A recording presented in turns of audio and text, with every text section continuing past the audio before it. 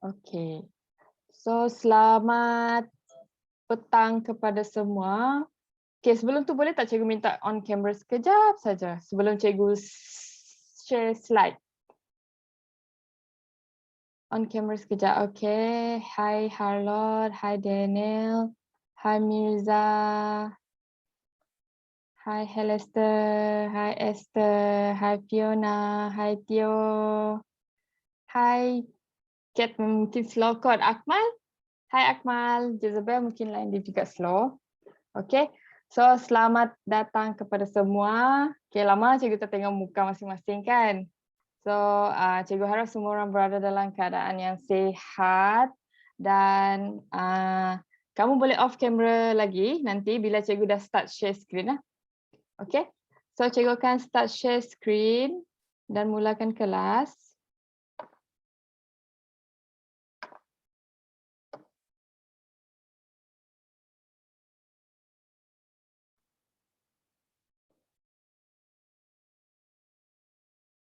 Okay.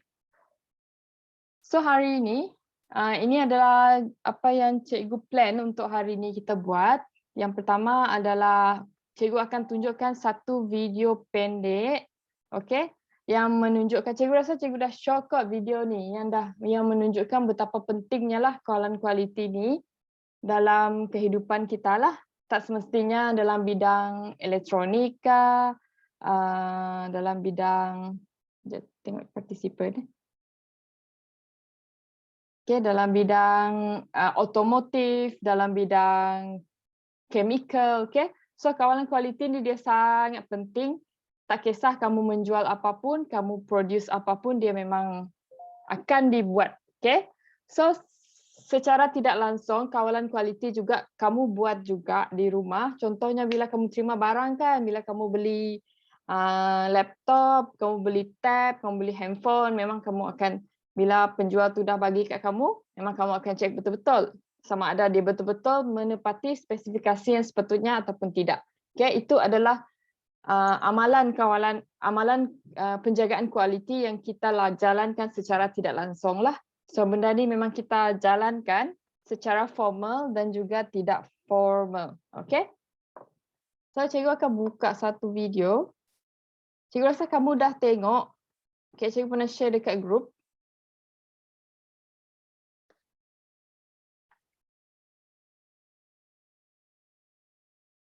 Okay, sekejap.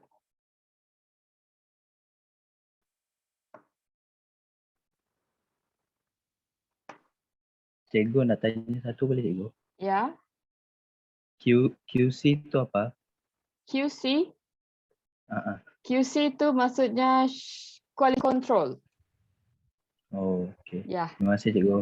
Okey. Kalau dalam Englishnya kawalan kualiti lah. Kalau dalam BM kawalan kualiti, kalau dalam English quality control. Okey? Macam mana cikgu nak escape benda ni? Okey.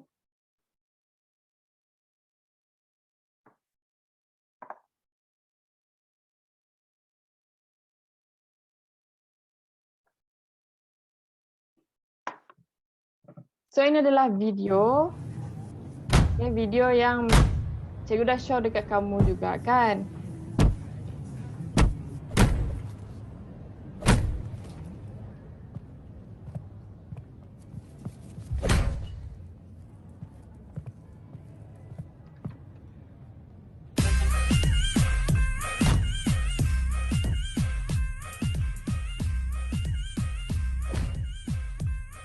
The new 500S, tested for bad boys.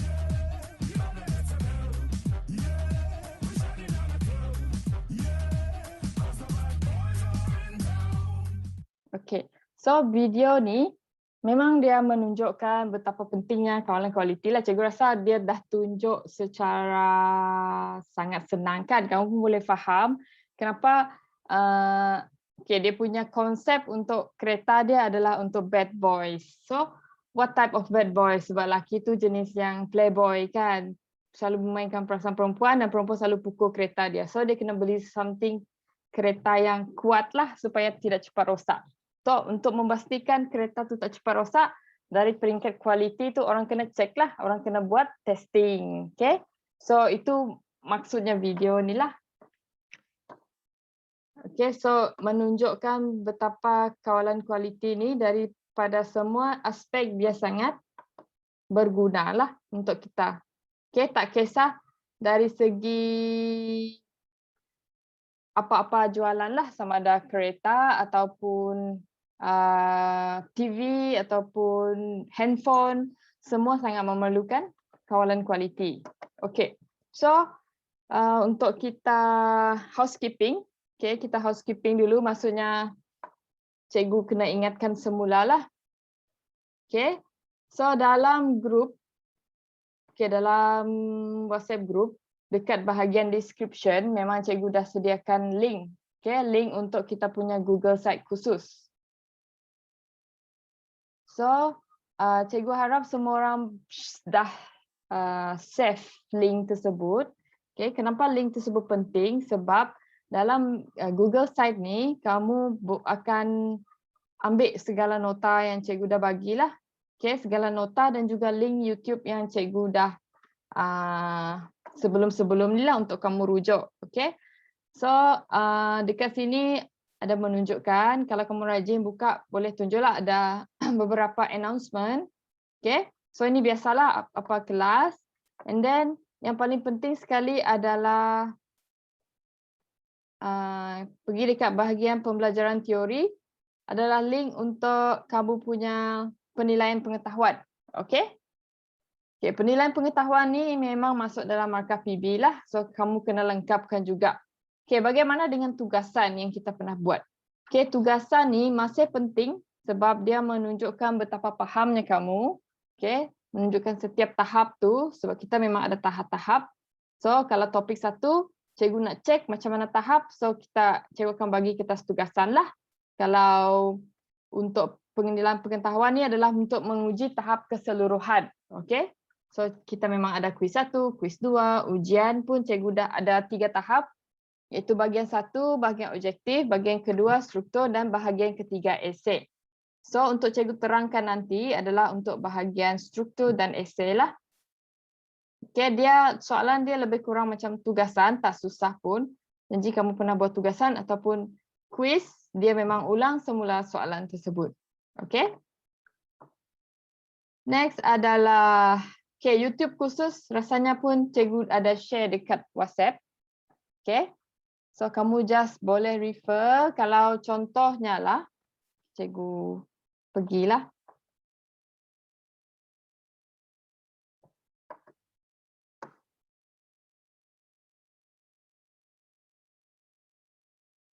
Okay, contohnya, video minggu lepas, cikgu dah upload dekat YouTube. Okay, so ada bahagian di bahagian subscription. Okay. Cikgu harap kamu boleh nampak skrin. Okay, di bahagian subscription ada apa ni? Masa, okay? Ada masa yang telah cikgu type. Kamu just tekan link lah. Contohnya kamu nak hanya dengar bahagian penerangan tentang ujian. So kamu tekan link ni sajalah. Okay? Kalau kamu nak dengar tentang macam mana nak download Livewire, kamu pergi ke minit yang cikgu dah nyatakan dekat sini lah. So kamu tak perlu dengar the whole video. Okay? So kamu hanya dengar the particular part sahaja. Contohnya untuk pengenalan software lain, boleh tengok minit ke-44. Kalau folder Livewire, boleh tengok ke minit 31. Macam itulah. So sebab itulah tujuannya kenapa cikgu pilih. Okay? Cikgu tulis macam inilah supaya memudahkan kamu untuk tengok konten yang kita belajar dan apa yang kamu kena tekan supaya kamu tak perlu go through the whole video. Okay? So itu kita punya untuk YouTube khusus. Untuk Google Site, okay, jangan lupa save dia punya link. Kalau tak jumpa link, boleh pergi dekat description bahagian WhatsApp. WhatsApp group tu kan dia ada, kalau kamu tekan dekat atas tu, dia ada bahagian description. Dekat description tu cikgu dah letak siap-siap link dekat situ. Okay? Cikgu dah record kan? Okay. So, kita teruskan. Okay, so habis, rasanya dah habis housekeeping, rasanya semua pun okay. Okay, kemudian kita tengok topik yang memang cikgu nak terangkan semula kepada kamu, sebabnya cikgu risau.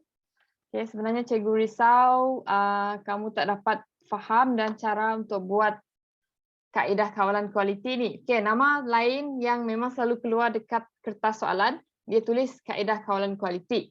Okay, nama yang cikgu selalu sebut adalah 7QC Tools. So, cikgu harap kamu tak confuse lah. 7QC Tools dengan kaedah kawalan kualiti adalah perkara yang sama. Okay, apa maksud 7QC Tools tu?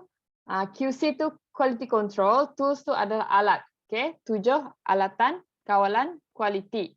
Okay, so sama jugalah 7 kaedah kawalan kualiti. Okay, jangan confuse kalau tiba-tiba keluar dalam soalan ditanya berikan 2 contoh kaedah kawalan kualiti. So kamu pun terus blur sebab kamu just tahu sebab cikgu selalu mention 7 QC tools kan. So ingat QC tools dan kaedah kawalan kualiti adalah sesuatu perkataan yang sama maksud. Okay, sinonim, seerti. So cikgu akan buka nota.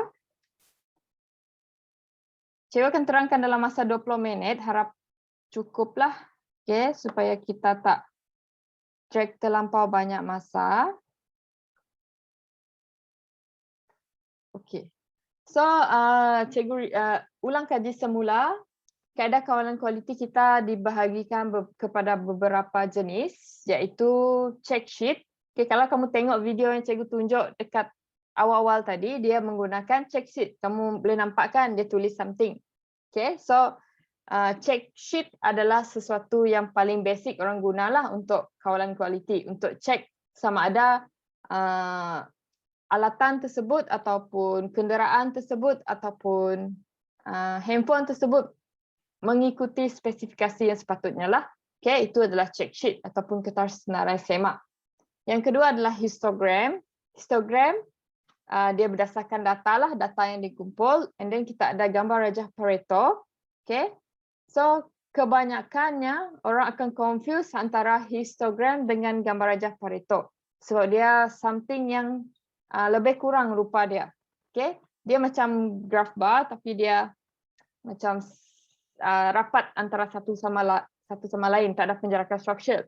Okay, so kebanyakan pelajar memang confuse lah antara histogram.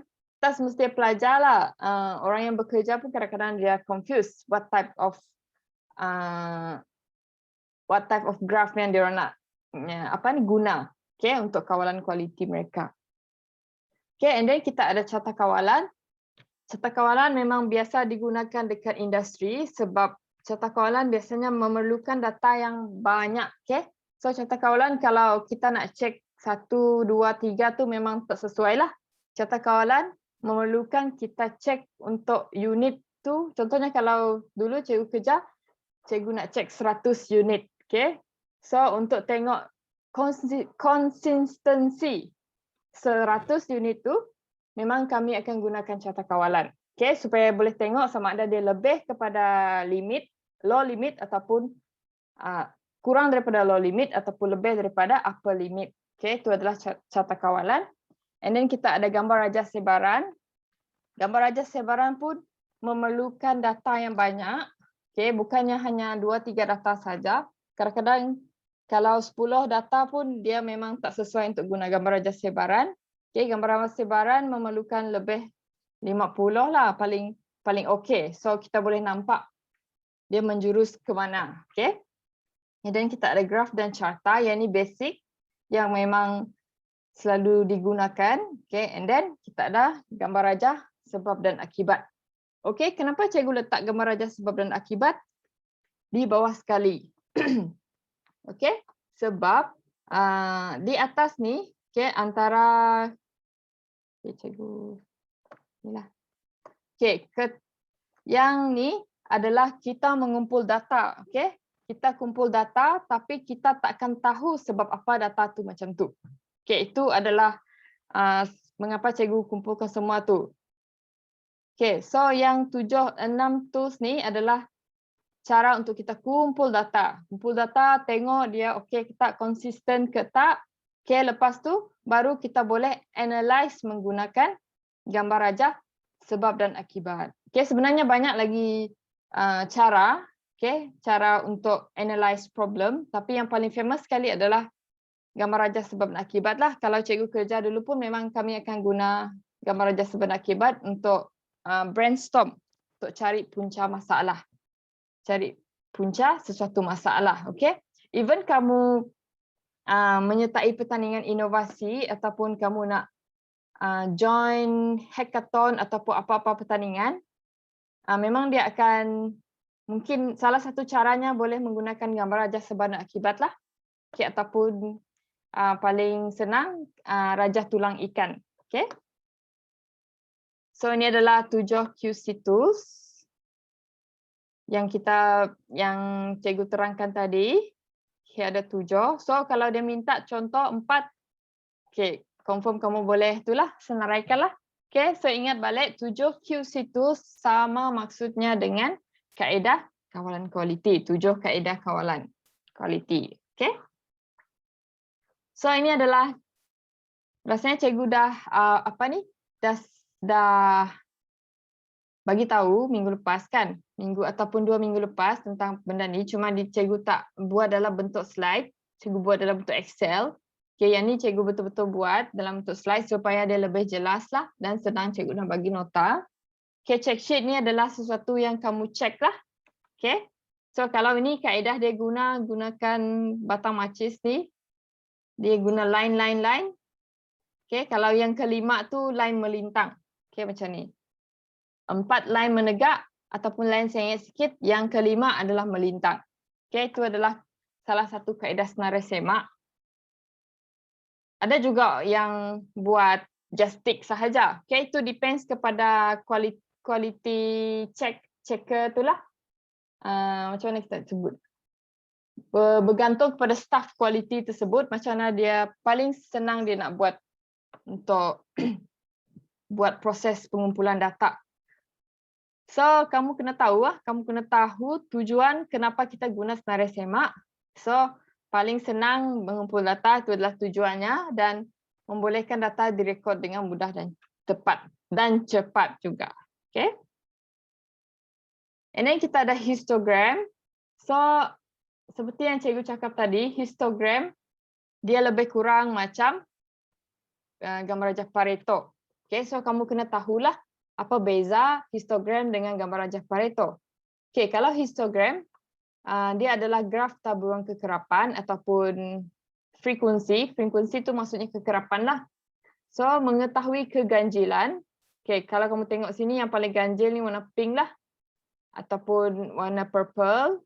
Okay, warna biru. Dan kalau kita tengok kat sini, sepatutnya contohnya ni kan, ada banyak jenis graf ni, semuanya adalah tak konsisten.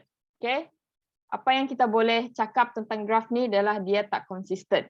Kalau dia konsisten, dia garis lurus lah. Okay? Kalau kita bekerja di industri, kita nak tengok konsistensi lah. Okay? Kalau ini graf ni, sebab dia tak nyatakan graf ni tujuan apa. Okay, contohnya graf ni adalah menunjukkan berapa banyak unit yang fail ataupun unit yang rosak. So, sebagai technician ataupun sebagai orang yang kerja dekat production, kalau kamu tengok graf ni, itu akan menimbulkan kerisauan. Okay, sebab tak konsisten. Tiada konsistensi. Okay, ada something yang pelik lah untuk unit tersebut, untuk batch tersebut. Okay, so itu tujuannya histogram. Okay, ini adalah contoh histogram. So kalau tengok dekat sini, contohnya yang paling banyak adalah 469.5 ohm. Okay, ini adalah histogram bagaimana dia ukur 100 unit. So boleh tengok dekat sini yang paling banyak adalah 50. Okay.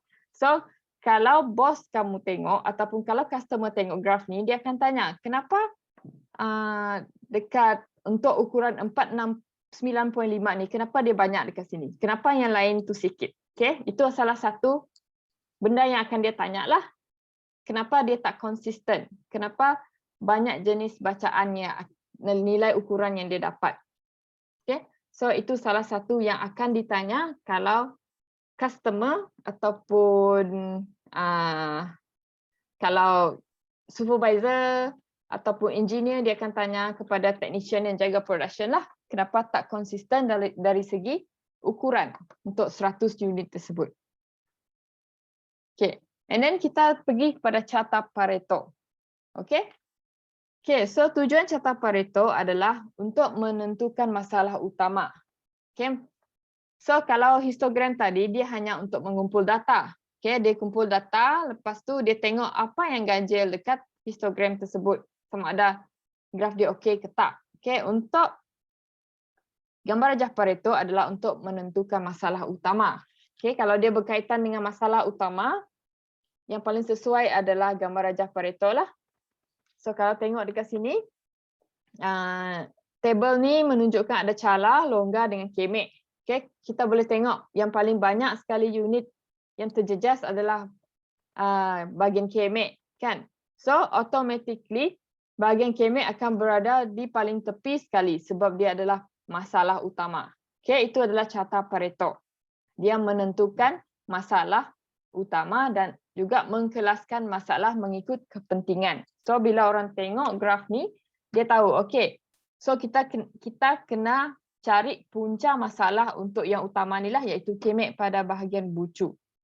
Okay, boleh kita akan fokuskan untuk bahagian masalah yang utama ni lah. Okay, so yang lain tu mungkin dia akan tengok kemudian lah, dia akan tengok dulu permasalahan di bahagian utama. So itu adalah contoh kenapa carta Pareto digunakan. Okay, ini adalah carta kawalan. Seperti yang cikgu pernah cakap, carta kawalan memerlukan data dan unit yang sangat banyak. Okay, dia bukannya kita ukur, kamu ukur 10, 11 unit, kamu nak pakai carta kawalan. Okay, dia tak boleh macam itulah. Carta kawalan biasanya kita buat unit ataupun kita cek alatan yang lebih daripada 100 unit ataupun 50 unit, baru sesuai kita tengok carta kawalan. Okay, baru carta kawalan kita boleh dipercayai lah. So apa tujuan carta kawalan? Dia adalah untuk memberi gambaran sama ada pengeluaran terkawal atau tidak, dan juga menilai dan mengekalkan kestabilan. Okay, dia sama juga macam orang baca histogram, tapi yang paling selalu orang pakai adalah carta kawalan lah. So mesti kamu tertanya-tanya, bagaimana orang nak plot carta kawalan? So mereka hanya menggunakan software lah. Okay, tapi untuk key in data masih memerlukan manual. Okay, tapi kalau ada mesin tu yang boleh collect data secara automatik, dia memang automatic collect lah. So kamu engineer ataupun juruteknik yang bekerja tu, dia hanya copy paste data daripada mesin dan dia plot graf menggunakan software dan akan terhasil lah graf macam ni. Okay, so carta kawalan jarang dibuat secara manual lah sebab dia memerlukan data yang banyak. Dia selalunya diaktifkan ataupun dibuat oleh software sendiri. Okay, kalau carta kawalan, dia memang terdiri daripada UCL, upper control limit, itu maksud UCL. Okay, LCL, lower control limit. Okay, dan juga CL ataupun center limit. Okay, ini adalah center limit, ini adalah yang paling, boleh kita katakan yang paling macam mana tu, stable lah. Okay, yang tengah-tengah, nilai tengah-tengah adalah yang paling stable sekali. So nilai upper ni adalah yang paling maksimum. Contohnya kita sekarang ni tengah ukur 1000 unit, 100 unit. Okay, so upper ni adalah nilai yang maksimum yang ukuran perintah tersebut tak boleh lebih. Okay, itu contoh. Kalau lower limit ni adalah ukuran di mana perintah tu tak boleh kurang. Okay, itu maksudnya UCL dan LCL. Okay, sama juga kalau sini adalah tensile strength. Cikgu tak tersure juga apa yang dia guna. Okay, kalau untuk komponen, biasanya kita akan cek dia punya kaki okey ke tak, ataupun dia punya electrical value. Okay, electrical value pun dia akan gunakan carta kawalan sama ada dalam range ataupun di luar range. Kalau dalam range, kalau macam ni, graf ni, kira macam masih okey lagi. Kalau ada satu unit yang terlebih daripada UCL ataupun terkurang daripada LCL, itu membawa kepada masalah lah. And then kita ada gambar rajah sebaran. Okay. So tujuan gambar rajah sebaran adalah memadankan dua set data, okay, dan tengok hubungan antara akibat sesuatu masalah. Okay, ni korelasi lah, ni contoh. Sama juga macam carta kawalan tadi. Okay, kita nak tengok steadiness ataupun konsistensi sesuatu komponen ataupun unit yang kita cek. Okay, so ini adalah contoh. Sepatutnya ini adalah cara macam mana cikgu nak tunjuk lah sebenarnya. Okay, gambar rajah sebaran dia sebenarnya banyak titik lagi. Okay, dia bukan hanya beberapa lah, dia banyak lagi sebenarnya. So kita boleh tengok sama ada kalau ini adalah, kalau ukuran ni dia cenderung ke mana, sama ada melebih ataupun berkurang. Okay, dia lebih cenderung ke nilai manalah tu antara tujuan kenapa gambar rajah sebaran digunakan. Okay, so ini adalah graf dan carta. Okay, graf dan carta juga kamu boleh ingat. Okay, tak perlu ingat 100% macam dalam nota. Okay, kamu just perlu fahamkanlah. So, contohnya graf bar. Kenapa kita guna graf bar? Supaya kita boleh tengok perbezaan, okay, ataupun membandingkan saiz dan kuantiti sesuatu yang kita nak ukur. Okay, dua kuantiti pun boleh ubah. Okay, so graf garis melihat kepada perubahan, untuk tengok perubahan mengikut masa. Okay, carta pie selalunya dia berbahagi kepada pecahan sesuatu kualiti. Okay, and then graf radar sangat jarang kita guna, dan kita ada carta Gantt. Okay, carta Gantt biasanya untuk kita planning kita punya kalau kita nak buat something lah, contohnya kalau untuk pelajar tahun akhir, memang kita memerlukan carta Gantt lah supaya kita boleh tengok planning dia daripada minggu yang pertama sehingga minggu ke-17. So kita akan tengok dia punya carta Gantt sama ada dia ikut ke tidak. Okay, kalau kamu tak ikut carta Gantt kamu, maksudnya kamu tak kamu punya tu mungkin tak berapa okey lah, output dia tak akan okey kalau kamu tak ikut kamu punya planning berdasarkan carta Gantt. Okay, boleh menyebabkan delay. Okay, dekat industri pun sangat penting juga carta Gantt ataupun graf Gantt. Biasanya kita panggil carta Gantt lah. Okay, sebabnya selalunya customer dia akan minta carta Gantt ni supaya dia boleh tengok kamu punya perancangan. Okay, supaya dia boleh tengok juruteknik punya perancangan, dia boleh tengok engineer punya perancangan sama ada dia ikut ke tidak. Kalau contohnya dia dah bagi perancangan, lepas tu customer detect yang dia tak ikut, kira boleh menyebabkan kerugian lah. Okay. So ini adalah contoh, okay, contoh graf carta, graf dan carta. Okay, cikgu harap kamu boleh bandingkanlah kalau disuruh buat graf bar macam mana, graf garis macam mana, carta pie macam mana. Okay, graf bar senang sahaja buat bar, tapi jangan sambung. Okay, sebab kalau dah bersambung tu dia akan maksud graf lain lah. Kalau dalam kualiti, okay, kalau dalam kualiti mungkin dia akan membawa maksud yang lain. Okay, kalau graf garis, cikgu rasa simple saja, kamu just plot dekat mana-mana. Contohnya 100 ohm, 20 unit. And then yang ni berapa unit, plot, lepas tu sambungkan guna pembaris. Itu adalah graf garis. Rasanya semua orang dah belajar ni kan untuk kelas matematik, sebab dia sangat basic lah. Carta pie pun sama, kamu kena kenal pasti peratus setiap benda yang kamu nak tulis, benda yang kamu nak buat pada carta Gantt tersebut.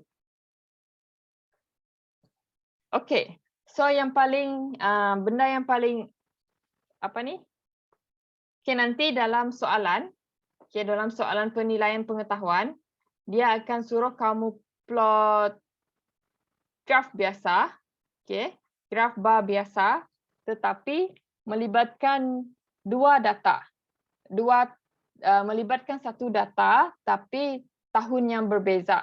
Maksudnya kamu kena cantumkan data pemboleh ubah yang sama, tapi tahun dia berbeza. Itu soalan nantilah.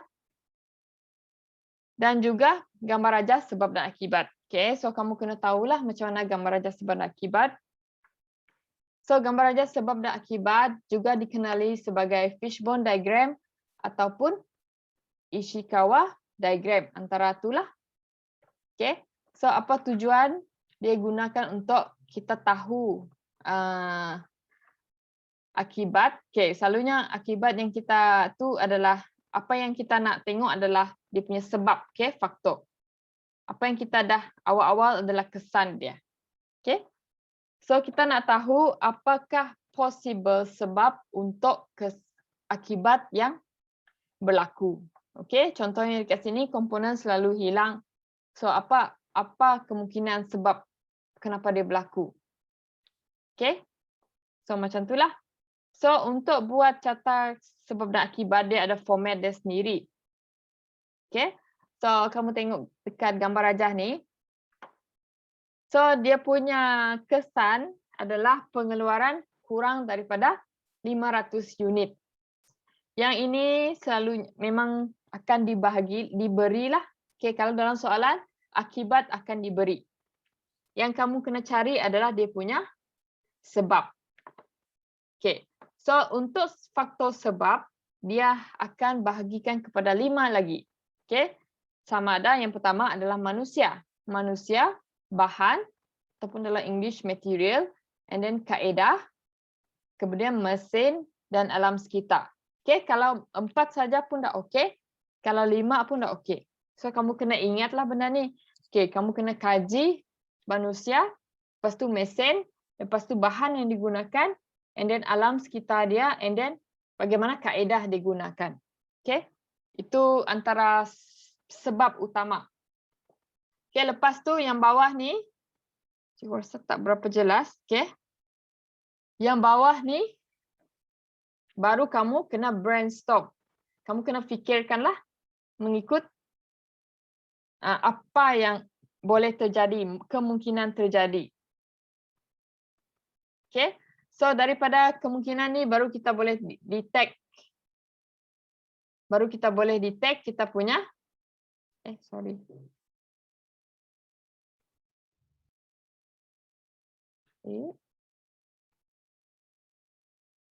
baru boleh detect dia punya sebab mengapa pengeluaran kurang daripada 500 unit. Macam itulah. Contohnya sekarang, dari segi manusia, kenapa pengeluaran kurang? Mungkin dia bukan kemungkinan lah, dia macam dia tengok berdasarkan pemerhatian orang tersebut, operator kurang. Bila dia masuk production, operator banyak yang minta cuti, banyak yang sakit. So operator kurang untuk run mesin, untuk menjalankan mesin. And then salah satu adalah disebabkan oleh operator banyak MC sebab sakit. Itu daripada segi manusia. And then kemungkinan bahan mentah tak cukup dan material yang kerap kali rosak. Mungkin sebelum tu ini adalah real life lah. Kalau kamu buat untuk latihan kamu boleh fikirkan apa yang boleh kamu fikirkan lah. Dia tak semestinya betul ataupun salah. Dan jika kamu ada idea. And then untuk kaedah disebabkan oleh kurang training untuk operator tersebut ataupun proses dia lambat. Maksudnya bila kurang training dan proses daripada mesin ke peringkat seterusnya tu jadi lambat lah. So itu adalah salah satu kaedah. Untuk bahagian kaedah. And then kita tengok kepada alam sekitar. Dia cakap kawasan kilang tengah maintenance bangunan. Okay, mungkin ada beberapa sebab kenapa maintenance bangunan menyebabkan pengeluaran kurang daripada 500 unit. Okay, mungkin dia tak boleh on electric certain part. Okay, itu adalah untuk alam sekitar lah. And then mesin, okay, banyak mesin baru yang operator jarang guna dan juga banyak mesin yang biasa telah rosak. Itu untuk bahagian mesin. So, daripada senarai sebab ni, dia akan kena pastilah mana satu yang dia akan bincang sesama tim dia, mana satu yang paling obvious. Okay? So, dia akan bulatkan. Okay, dia akan bulat. Lepas tu dia akan cari solution. Dia berbincang dengan tim dia lah. So, itu adalah tujuan mengapa tulang ikan ni sering digunakan. Okay, cikgu dah terlebih masak. Ini adalah contoh. Okay, contoh kenapa rajah tulang ikan juga. Boleh juga bentuk macam ni. Okay, so nanti kalau dalam latihan ataupun kalau dalam ujian ada keluar minta, kamu boleh buat apa-apa bentuk pun, janji dia menggambarkan bentuk tulang ikan. Okay, dia macam ada dia punya main tulang, lepas tu ada kepala dia, lepas tu ada tulang-tulang kecil dia. Okay, itu adalah gambar rajah tulang ikan lah, banyak bentuk. Tapi akhirnya dia akan menyerupai tulang ikan. Okay, itu dia punya itulah. Wajibnya. Wajib ada bentuk tulang ikan. Okay, kalau tak ada bentuk tulang ikan tu tak ada guna jugalah kita buat gambar rajah sebab akibat kan.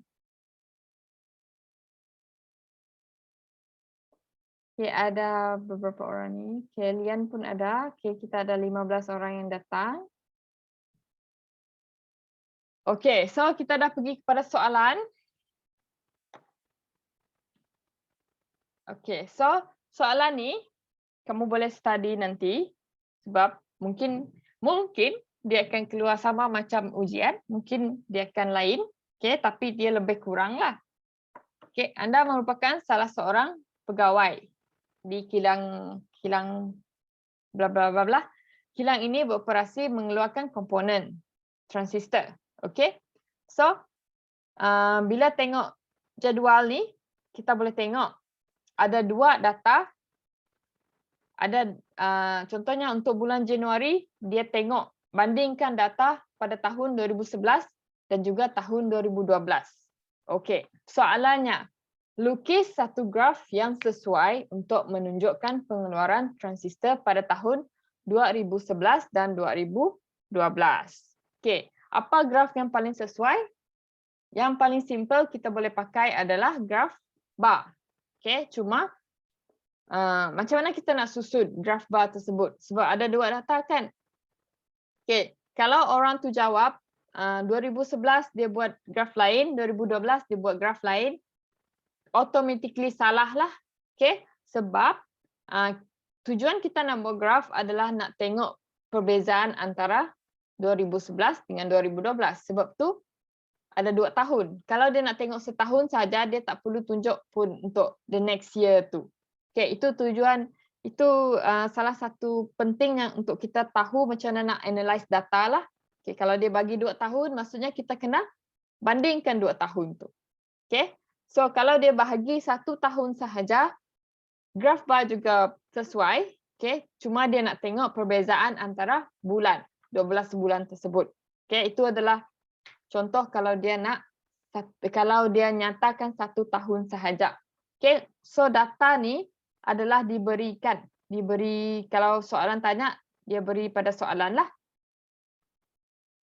Okay, soalan kedua, untuk pengeluaran yang kurang daripada 500 unit, okay, contohnya bulan Oktober. Okay, bulan Oktober tahun 2011 dan 2012, dan bulan September dan bulan November juga dia kurang dari 500 unit. So, apa sebab-sebab terjadi? So, apa yang kamu boleh buat? Bukannya, kalau tadi cikgu cakap, kalau kita nak gumpul data, kita nak tengok graf, kita buat graf. Kalau dia tanya sebab, kita buat apa? semestinya kita kena buat gambar rajah tulang ikan. Okay? So kamu kena tahu cara untuk menjawab soalan. Sebab ni adalah contoh soalan esei yang mungkin keluar dekat PA teori nanti. Itu cikgu tak sure lah sebab cikgu pun tak tahu, tak tengok dia punya soalan. Okay, kemungkinan akan keluar, tapi untuk ujian yang cikgu bagi nanti memang akan keluar soalan macam ni lah. So, cikgu bagi contoh jawapan, tapi kamu jangan tiru contoh jawapan lah. Cikgu nak tengok kamu punya cara pemikiran, macam mana boleh tak kamu fikirkan contoh sebab-sebab yang mungkin berlaku. Okay? Sebab yang mungkin berlaku tak semestinya betul ataupun salah. Okay, ini adalah contoh jawapan. Okay?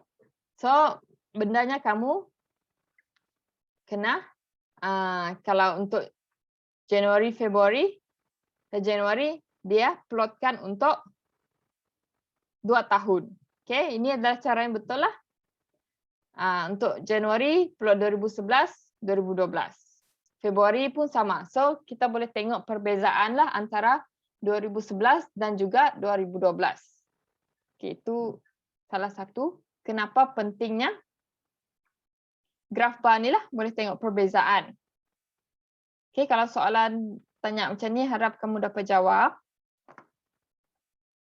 And then ini adalah kenapa kurangnya terjadi, kenapa, macam mana kita nak tengok sebab terjadi 500 unit tu. Okay, ini adalah contoh sama macam yang kat atas tadi. Okay, yang kamu kena ingat, kamu kena bahagikan kepada beberapa faktor iaitu kaedah, bahan, manusia, mesin dan juga alam sekitar. Okay, kita ada kaedah, kita ada bahan, kita ada manusia, alam sekitar, mesin. 5 faktor ni kamu kena ingat. Okay, dan kamu kena nyatakanlah sebab apa. Untuk manusia, sebab apa dia berlaku. Untuk bahan, sebab apa dia berlaku. Kaedah, macam mana berlaku, boleh berlaku. Alam sekitar, apa yang menyebabkan, kamu brainstorm lah sendiri, kamu fikirlah. Kenapa alam sekitar ni mempengaruhi pengeluaran kurang daripada 500 unit. Okay, lepas tu bagian dari segi mesin. Apa sebab dia boleh menyebabkan kurang keluaran. So, cikgu perlukan, cikgu nak tengok idea lah. Idea macam mana cara kamu berfikir dan hasilkan satu gambar rajah tulang ikan yang menarik. Okay? Dan berkait antara satu sama lain. Okay? Kalau kamu kaitkan mesin, punca mesin dekat manusia, dia jadi tak ada kaitan lah. Jadi, kamu kena tahu juga. Manusia dan mesin ni, faktor dia sebab dia adalah sesuatu benda yang berbeza. So, kamu tak boleh samakan. Okay? Okay. So, kita tengok. Okay, Cikgu Zulfika ada. Kita ucapkan selamat datang kepada Cikgu Zulfika dari PPD Bintulu. Terima kasih. Okay. So, saya teruskan mengajar sebab sikit lagi untuk habiskanlah. Lepas tu kita sesi itu. Okay.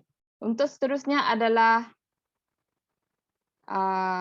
belum habis lagi. Okay. So, latihan. So, latihan ni cikgu akan minta kamu buat. Okay. Pelajar-pelajar sekalian buat. Okay, yang pertama adalah masalah dia pemeriksaan di store bengkel dilakukan setiap bulan. Okay, ni bukan masalah, ni dia just penyataan lah. Okay, masalahnya didapati pematri sering hilang dan tidak dikenal pasti di mana. So, bila kamu baca satu statement, kamu kena kenal pasti masalah yang berlaku. So, itu akan berada pada kamu punya kepala ikan ni lah. Okay. So, masalah dia adalah akibat dia. Didapati pematri sering hilang. Okay. Dan dia minta bantu pensyarah anda untuk mengenal pasti masalah ini dengan menggunakan kaedah gambar rajah tulang ikan. So, daripada gambar rajah ni tadi, okay, ni adalah format yang biasa digunakan. Cuma bentuknya berbeza lah. Okay, masalah tadi pematri selalu hilang. Okay, ni adalah dekat dia punya kepala. Okay, dekat manusia.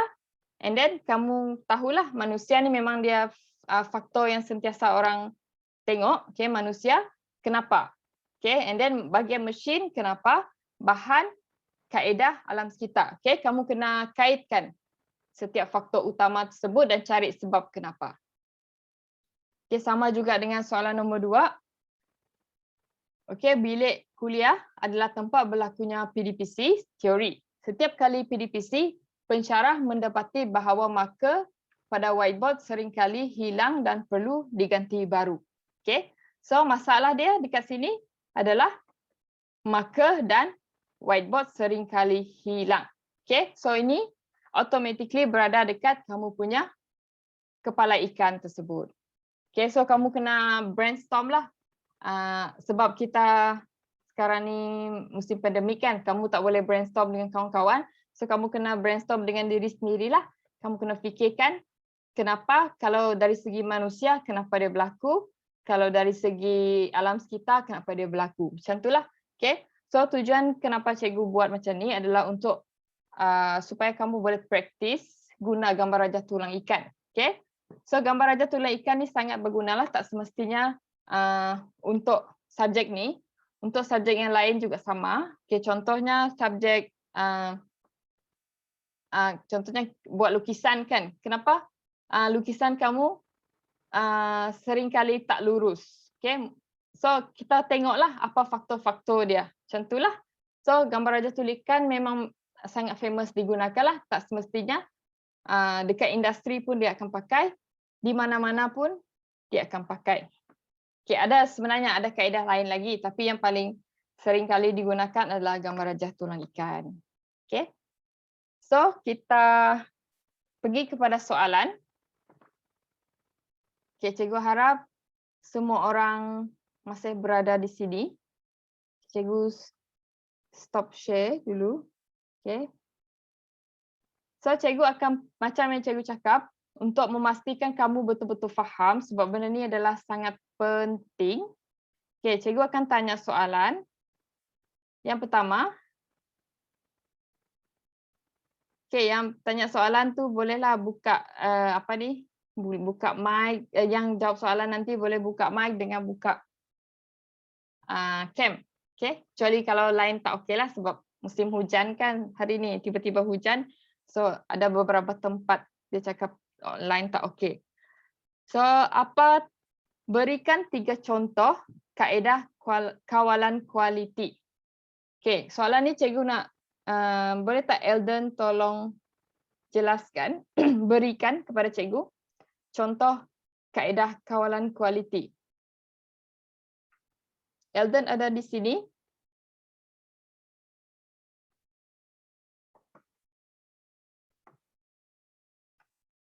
Hello Eldon. Ada cikgu. Kamera? Oh, tak ada webcam Tak komputer ada saya cikgu. webcam. Okey, tak apa. So, boleh kamu berikan 3 contoh kaedah kawalan kualiti ataupun 3 contoh kaedah QC, quality control. Yang cikgu dah banyak-banyak cakap tadi tu, kan banyak-banyak list kan. So, kamu nyatakan salah 3. Bukan salah 3, salah satu antara itulah, berikan 3 contoh. Macam gambar rajah je bagi tadi kah cikgu? Contoh-contoh yang kita boleh buat untuk kawalan kualiti.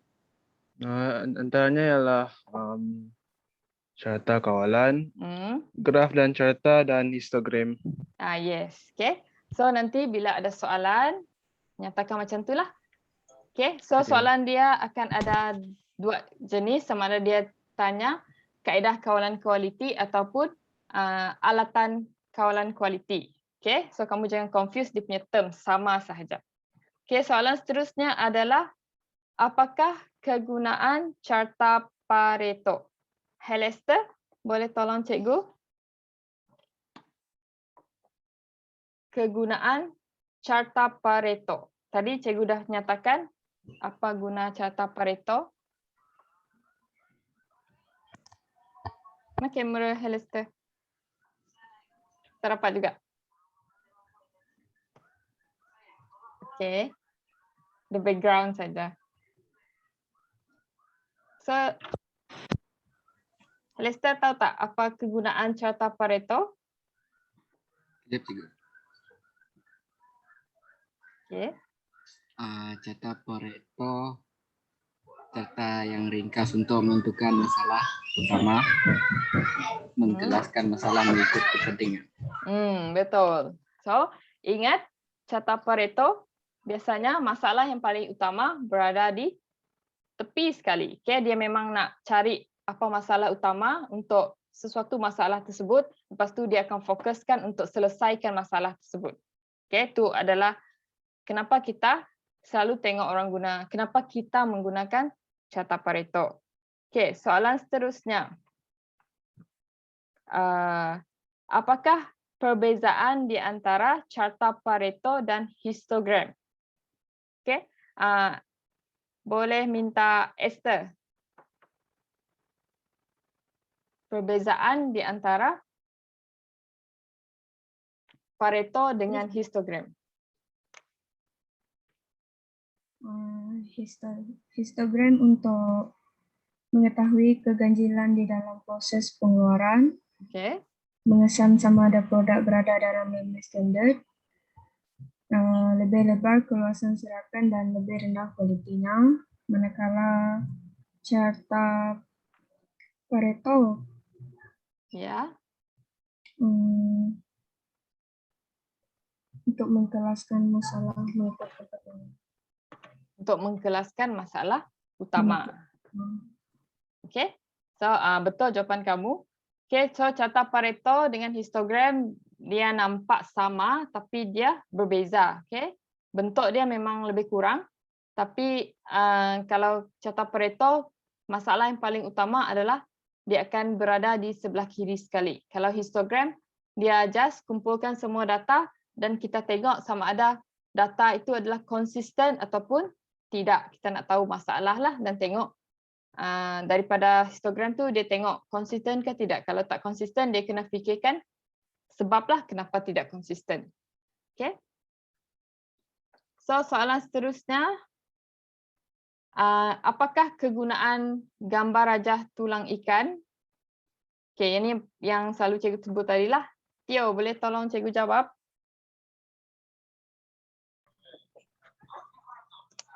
Gambar rajah tulang ikan digunakan untuk mempermudahkan kita mengenali akibat yang berlaku hasil daripada beberapa faktor yang merupakan sebab-sebab berlakunya akibat ini. Okay. So, secara ringkas kamu tahukah? Tak perlu tengok nota, kamu tahu tak kenapa kita guna gambar rajah sebab dan akibat? Tio. Paling simple.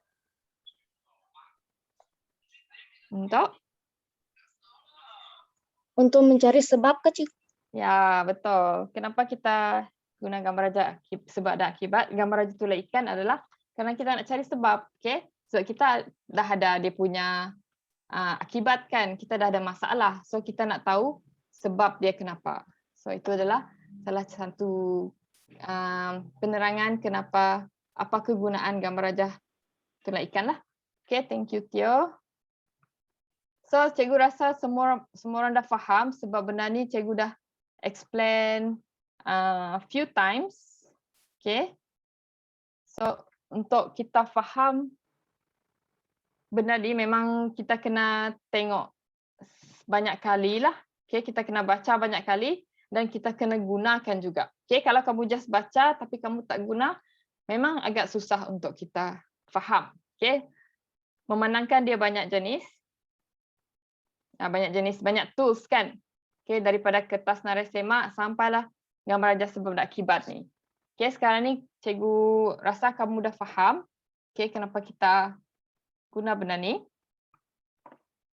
So, untuk topik QC Tools sudah selesai. Okay, bagi cikgu masa sedikit untuk kita cikgu terangkan untuk live wire. Okay. Nota ni cikgu akan bagi juga. Okay, sebab sebelum ni cikgu bagi nota yang kosong kan. Cikgu tak ada yang gambar yang kedua tu. Cikgu hanya bagi kamu gambar rajah yang first sahaja. Gambar yang pertama. So untuk gambar kedua ni adalah bagaimana cikgu buatlah untuk menggunakan live wire sebab kamu punya kemahiran bukan hanya untuk membaca litas skematik, sepatutnya kamu tahu sehingga mendesain litas skematik tersebut pada software live wire. Okay? So untuk litas pertama, ini adalah litas siri yang biasa. Cikgu rasa tak ada masalah. Dia ada komponen input, komponen pasif dan juga komponen output biasa. Okay? Yang ni pun tak ada masalah. Okay, cikgu harap kepada yang sesiapa yang mempunyai laptop di rumah sudah try macam mana nak buat. Okay? Yang ni pun sama, ada komponen pasif, guna source juga. Okay? Yang ni pun sama juga, dia ada perintah, kemudian ada LED, simple. Yang ni litas selari pun simple, pakai LED, pakai perintah sahaja. Kamu dah cari perintah dekat situ, dah boleh create satu skematik yang lengkap. Okay. And then bahagian switch pun ada dekat situ. Okay. Cikgu harap kamu dah tekan-tekan lah pada bahagian live wire tu. Dia memang ada komponen switch, ada perintah pasif dan juga ground. And then bila masuk ke part yang lebih complicated, okay, dia tak adalah complicated. Dia just tambah inductor. Okay, inductor dan juga kapasitor. Boleh juga didapati pada bahagian komponen pasif tersebut. Okay, and then ada DC power supply kat sini. And then kita akan pergi kepada yang lebih complicated lagi, iaitu IC. Okay, IC ni tak ada pada, kamu tak boleh cari. Okay, izinkan cikgu untuk terangkan sedikit. Kita buka live wire. Kita ada kat sini.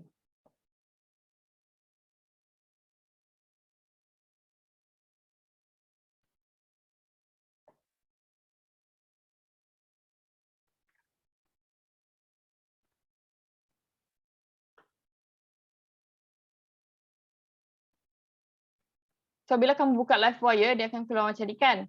So untuk bahagian IC ni, kamu just boleh pilih dekat, sama ada dekat connector, okay?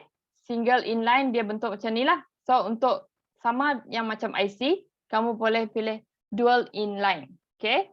So kepada yang nak try, boleh try yang ni lah sebab dekat sini komponen IC memang tak ada. So yang paling sesuai adalah kita pakai dual inline. Okay, untuk IC ni lah. Lepas tu kamu boleh edit. Contohnya cikgu pilih yang ni. Okay, boleh tambah caption LM 386. Okay, so dia akan jadi IC lah. IC untuk LM386. Okay, itu adalah komponen untuk IC. Sebab dekat list sini memang tak ada. Walaupun kamu cari, contohnya integrated circuit ni, dia memang tak ada lah untuk LM386. Dia hanya ada 555 timer sahaja. So untuk kamu create, kamu boleh pakai connectors dan dual inline, DIL. Okay. Okay, gambar raja lain. Yang ni ada, okay, audio jack. Okay, dekat sini kita nampak audio jack kan. Okay, kamu kena tahu dulu audio jack ada berapa kaki, ada 2 kaki. So kamu boleh pilih sama juga connectors, okay, and then single inline. Pakai 2 pin lah sebab dia ada 2 kaki. Pakai 2 pin, and then rotate kan dia. Jadilah dia 2 kaki yang seakan-akan macam audio jack tadi. Sebab kalau sebenarnya komponen audio jack dia ada 2 kaki, okay, untuk positif dengan untuk negatif. Yang ni. Okay. So komponen yang lain tu semua adalah ada dekat live wire. And then untuk komponen transformer ataupun power supply, yang ni pun ada. Okay. 7805 pun ada, yang ni pun ada, yang ni pun ada. Okay, cuman dekat sini, kalau dekat soalan dia 2 line sahaja. Dekat kamu punya live wire. Okay, ni 7805 tadi ya. Okay. Voltage regulator. And then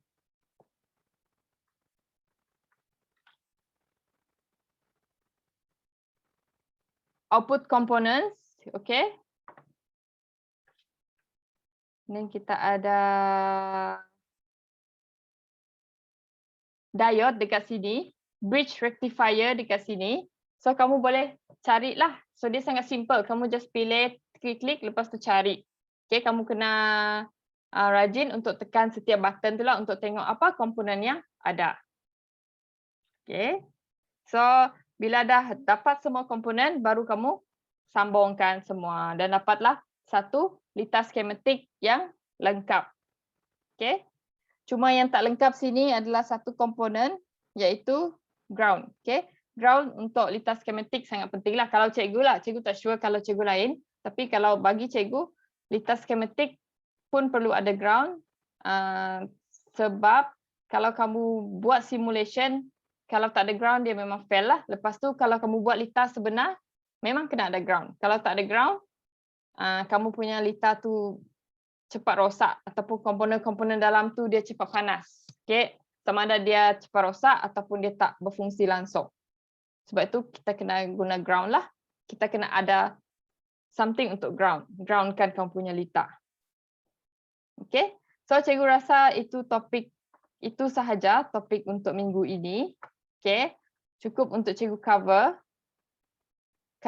untuk kaedah kawalan kualiti dan juga pembinaan litar skematik. Okay, and then selepas sesi ini, dalam minggu ini, cikgu minta kamu tolong selesaikan PB ujian bahagian 2 dan juga PB ujian bahagian 3. Okay, cikgu just bagi secara roughly lah macam mana rupa dia punya soalan. Okay. So untuk bahagian ujian bahagian 2, okay, ini adalah sambung kepada ujian bahagian 1. Okay, ujian bahagian 1 hari itu adalah objektif. Okay, masih juga ada yang tak jawab lagi. Jadi cikgu harap yang lain yang belum siap boleh lengkapkan. And then baru kamu boleh pergi kepada bahagian struktur. Okay. Ataupun kalau kamu rasa lebih senang untuk selesaikan bahagian 2, kamu boleh selesaikan dulu subjektif, lepas tu kamu pergi balik kepada bahagian 1. Okay, sebab tu cikgu pecahkan supaya kamu tak terlampau lama untuk setiap bahagian tersebut. Okay, soalan ni simple sahaja, memang setiap kali kita kelas memang cikgu selalu terangkan. Okay, contohnya komponen kaedah kualiti tadi cikgu dah tanyakan. 2 peralatan PPE pun kelas sebelum ni pun ada. And then fungsi raja sebab akibat pun cikgu dah terangkan. Dan 2 garis kasar yang merangkumi bill of materials pun cikgu pernah terangkan.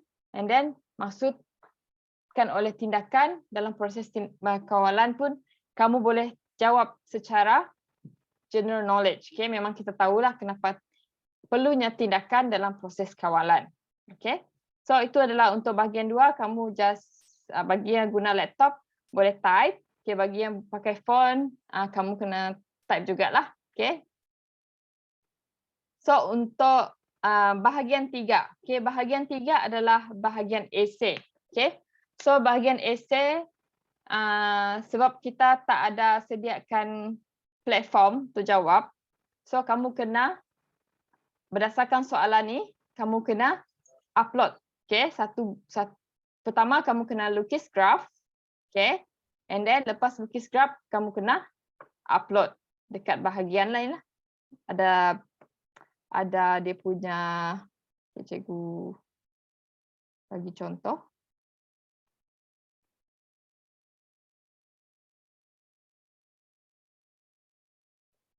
Okay, so dia ada tempat upload.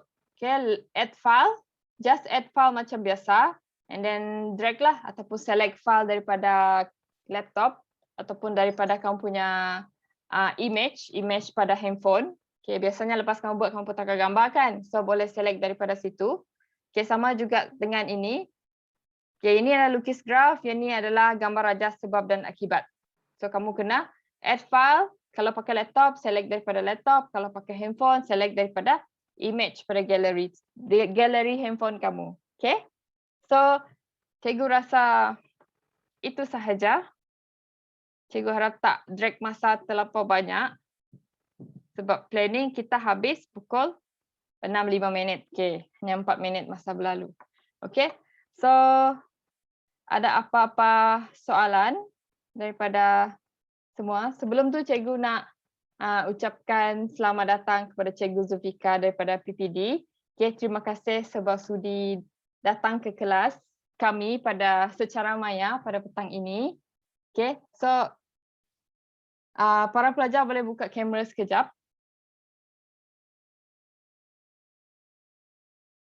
Okay. Kalau ada yang dapat buka kamera, tolong buka kamera.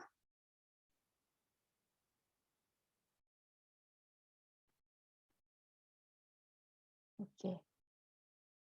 Elder tak dapat. Lian, Esther tak dapat. Okay, kita ada 13 pelajar yang hadir pada hari ini. Okay. Sebelum tu, cikgu nak Cikgu Zulfika, ada apa-apa pesanan ataupun benda yang nak disampaikan untuk pelajar-pelajar di sini? Okay, pertama sekali saya ucapkan tahniah dan syabaslah kerana anda hadir ke kelas Cikgu Melissa pada petang ni, walaupun pukul 5 sampai pukul 6 memang sangat-sangat memenatkan. Walau bagaimanapun saya minta maaf sekali lagi sebab saya terlambat untuk memasuki kelas Cikgu Melissa sebab saya dah bersyarat tadi dari 4 sampai 5.30 macam tu. Jadi semoga maju jaya dan saya berharap agar anda semua belajar bersungguh-sungguh dan skor di dalam subjek yang anda ceburi. Itu saja, Cikgu. Okay, thank you kepada Cikgu Zulfika. Cikgu harap kita semua pelajar-pelajar sekalian sentiasa bersemangat macam inilah untuk teruskan kelas, bukan hanya untuk kelas cikgu saja tapi untuk kelas-kelas lain lah. Okay, sebelum tu cikgu nak screenshot. Okay, kejap screenshot. Kejap. Okay, 1, 2, 3. Okay, lagi sekali.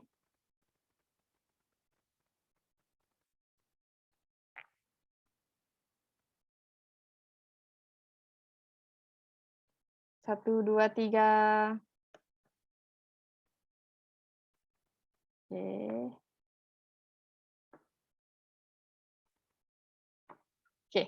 Okay, cikgu rasa tu sahaja. Rasanya kalau ada yang ada soalan, mungkin dah kita makan masa kan. Cikgu takut makan data juga kepada pelajar yang kepada beberapa orang pelajar. So kalau ada soalan, tolong PM cikgu ataupun tanya di grup, terutamanya untuk ujian bahagian ketiga tu. Okay, sebab kamu kena buat dekat kertas dan kamu kena tangkap gambar. Okay, so rasanya itu saja untuk minggu ni. Kita akan berjumpa pada minggu hadapan. So minggu hadapan kita kelas macam biasalah hari Isnin pukul 2.30 petang. Okay, kita jumpa masa itulah. Okay, itu sahaja. Terima kasih, Cikgu. Terima kasih, Cikgu. Terima kasih, Cikgu. Okay. Terima kasih, Cikgu. Take Terima kasih, care. Cikgu. Cikgu. Alright.